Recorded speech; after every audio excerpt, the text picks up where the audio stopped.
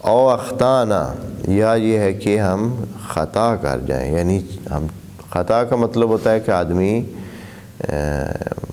جیسے کہ بارش، خطل مطر، خطل مطر کا مطلب یہ کہتے ہیں کہ بارش اس زمین میں آنی چاہیے وہ اس میں آ گئی، چاہیے ہمیں ادھر ہے تو دوسری زمین میں برس گئی ہے جہاں ضرورت نہیں ہے۔ یا یہ ہے کہ جو سہم ہوتا ہے، تیر جو ہے وہ جب آدمی مارتا ہے تو تیر اپنی جگہ پہ لگنے کی جگہ کسی دوسری جگہ جا لگے تو یہ خطا ہے، یعنی اپنی جگہ سے ہٹ کے ہونا۔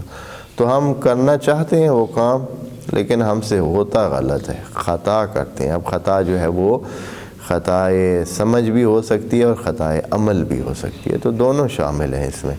یعنی سمجھ میں ہی بھول ہو گئی ہے، سمجھ ہی نہیں آیا مسئلہ، غلط سمجھا ہوا ہے، جیسے دین نے کہا ہے یا جیسے خدا کریم نے کہا ہے اس طرح سمجھ ہی نہیں آیا، یہ بھی خطا ہے۔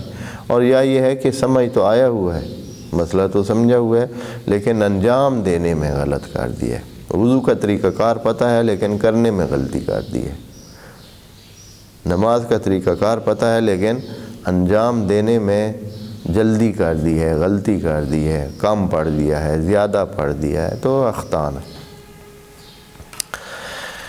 ربنا لا تؤاخذنا ان نسینا واخطانا، ربنا آگے پھر دعا جاری رہتی ہے۔